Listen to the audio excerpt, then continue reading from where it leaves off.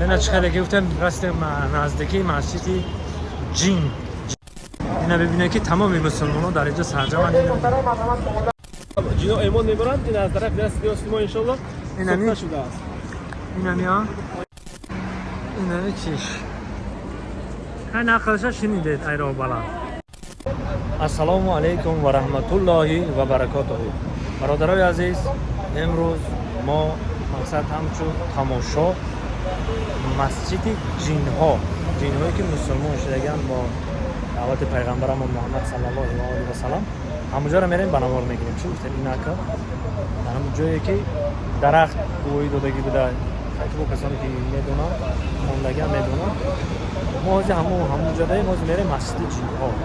البته یک تا پیش بنوار میگیریم پیشکش شما میگیریم انا به خاطر شما هم مخدون تماشا میکنم هم چنین میفهمیم شما رو میگم که هم خیلی بوده و خصوص با خیلی توکلی هممون به خدا چی گفتیم پس میگفت فقط که کوشش میکرد که محکم کنه سنگا رو به خود بگیرد، یعنی همون سنگایی که اومدگی رو. و زید ابن حارثه نقل میکنه که من میگم وقتی سنگا بر من میزدن میگفت من درد رو حس نمیکردم و وقتی که سنگا از من میگذشتن به پیغمبر صلی الله علیه و سلم میرسیدن من بدن اون چنون درد میگرفت که نطاقت بخش بود، یعنی از حساب دوستی پیغمبر صلی الله علیه و سلم همین خیلی باید میکردن حسیو داشتن. الحمدلله که الله مهربان از این سنجش نیز پیغمبر صلی الله علیه و سلم رو گذراند.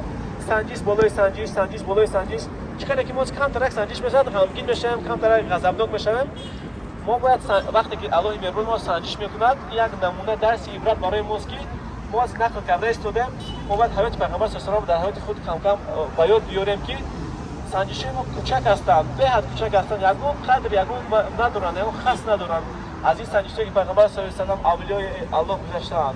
برای باید ما اینا رو به خاطر بیاریم و در زندگی خود رو دیگرگونی با صبر جمیل باشیم. صبر جمیل همه وقت خودش خیلی زیاد است پیش الله مهربان. و بعد از این سنجش‌ها یعنی چیزی که در قرآن میگن فإن مع العسر یسرا، یعنی بعد از مشکلی ایشان و سبکی آسانی. این قاعده این دنیا مثلا قاعده که قانونی که الله گذاشته است و آیت قرآن خیلی آسانی سر می‌شود. فتح اسلام و اسلام رو آوردن جین‌ها و در همین مکان، یعنی وقتی پیغمبر صلی الله علیه و سلم برای جمعه بیاد برای این مکان در همین جا یک وادی کوهناک بود. وقتی نماز بامداد میشود و پیغمبر صلی الله علیه و سلم به مکه در اومدن نمیتونست تا اینکه یگون سرپناه به خود بیاورد. سرپناه مییابد که به کلمه عهده میگیرد فرد و محمد پیغمبر صلی الله علیه و سلم رو مقصد در آوردن. همینجا نماز بامداد هم میخواند. در نماز بامداد سوره مثلا قرآن میخواند، قرآن مجید را و سوره الرحمن را میخواند که گروه از جن‌ها در همین کوه میگشتند. 7 نفر میگویند 7 نفر میگذشتند میفهمند این آواز شیرین قرآن را که بهترین شخص قرآن میخواند پیغمبر صلی الله علیه و سلم بود. آوازی از همه زیباترین پیغمبر صلی الله علیه و سلم داشت. قرآن کلام بهترین است. عجایب در یک تعجیبشون میزنند باید یکدیگر میگن چه خوانشی عجیب میگویند مثلا چیز مثلا خودش عجیب میگن ترام ببینیم چیز میگن. حالا که بعد جینا در تمام دنیا سیر میکنن خیلی خونش خیلی وای یگون مچوندگی نیست، عجیب تعجب جون میزنن. نزد پیغمبر صلی الله علیه و سلم میاد در همون راست که مسجد جین‌ها بنیاد شده است. این همین وای تاریخی رمزی تاریخی درست خلاص از پیغمبر صلی الله علیه و سلم میگن این چی بود؟ میگن چیزی عجیب بود که تو خوندی، تو کی هستی؟ پیغمبر صلی الله علیه و سلم میگه که این رحمت الله به تمام عالمیان است، قرآن کریم است، بهترین کلام الله است و من رسول الله فرستاده الله به سوی همه عالمیان هستم. جنها که میدونستند که همه مقصد خونیش‌ها و همه چیز دنیا رو میدونستند لیکن این چیز عجیب رو نه وای کردن شنیدن و آنها نیز در وای پیغمبر بودن، در انتظار پیغمبر به اکرام بودن. میگن چی شهادت می‌دهد که تو پیغمبر هستی؟ پیغمبر صلی الله علیه و سلم سوی درخت نگاه میکند و پیغمبر صلی الله علیه و سلم در اینجا بودن در اون دوری درختی بود که میگوید اگر همون درخت شهادت بدهد که من پیغمبر هستم شما ایمان میارید؟ جنها میگن بله. پیغمبر صلی الله علیه و سلم به درخت امر میکند او درخت میگه تو شهادت میدی که من رسول الله من پیغمبر فرستاده الله هستم؟ برای که غیر از انسان جن و انسان تمام مخلوقات روی زمین پیغمبر صلی الله علیه و سلم رو میدونستند و اقرار میکنند که او پیغمبر است، میدونستند همه چیز. درخت با وای معجزه الهی با خواست الهی از زمین کنده میشود، ریشه کن شده رنگ انسان همین راه گشته میگوید میگن من شهادت میدم که تو رسول الله صلی الله علیه و سلم فرستاده الله هستی. این حادثه رو دیده جن‌ها تسلیم میشوند، ایمان می‌آورند و رفته بر اسلام رو به اسلام همون قومی که جنی خود را دعوت می‌نمایند که زیاده از 100,000 جن‌ها ایمان می‌آورند. الحمدلله. این پس از اون مشکلات گفتیم یک خوشنودی برای پیغمبر صلی الله علیه و سلم اینجا سر می‌شود.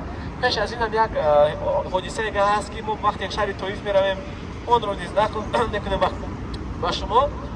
خلاصه که بعد از همه همین مشکلاتی که بالای پیغمبر صلی الله علیه و سلم بود، همین مکان، همین زمان، همین حادثه یک گویم یک درجه بالاشوی اسلام، خرسندی پیغمبر صلی الله علیه و سلم بعد از این شب معراج، شب اسراء و دیگر بهترین حادثه‌ای که فقط اسلام بالا می‌رود، فقط دیگر اسلام زیاد، مسلمانان زیاد می‌شود و فقط پیغمبر صلی الله علیه و سلم گویم خوشنود از اون که رحمت الهی به دیگران میرسد.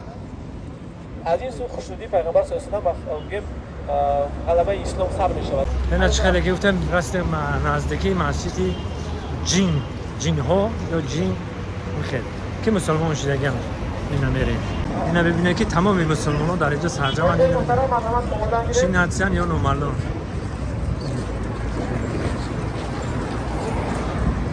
خب اگر صورت مسجد جن‌ها الحمدلله در جایی که همون گفتم پیغمبر صلی الله علیه و سلم جن‌ها ایمان نمیبرند، این از طرف دست ما ان شاء الله ساخته شده است. اینا میان یعنی نشانه از همون حادثه‌های تاریخی است. این مسجد 5 وقته است، یعنی نشانه از همون حادثه‌های تاریخی است. یگان مقصد بین ندارد. اینا میان یگان چیز حتی مسجد جین در استگی در خلاش اینجا در خود دیوار. اونجا مسجد جین در استگی. اینا میان مسجدی 5 وقته بودن. یه بار بدراییم کو. بسم الله الرحمن الرحیم. اینجا محکم اینا محکم. خب اینجا در کدام یه کدام نکسر دیگه. اینجا چی باشه که فلسطینی ها او ده همه او خودشه. یه مسجد یه مسجد جین ها. اینه مسجد بوده، این مسجد جین.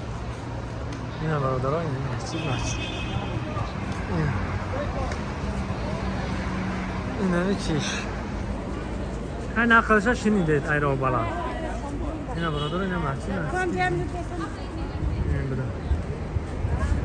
شما بولوش محکم نفهمیدید مسجد.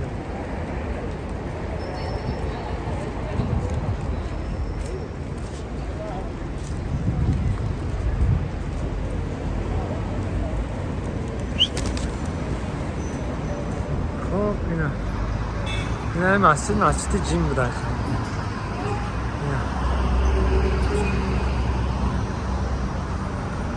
ای آدمای ما رفت خیر رفتن میگیره ما رو درون.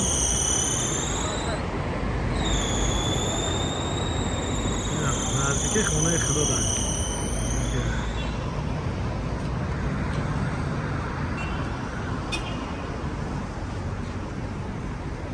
خیر خدا نگهبانتون برادرها. ما انشالله که چیزی عجایب دیدم و چیزی که من نو میبینم با من پسند میاد، البته که با بناور میگیرم پیشکش شما میگردم. باقی سربلند و خانه آباد باشید هموطنان عزیز. خدا نگهبان.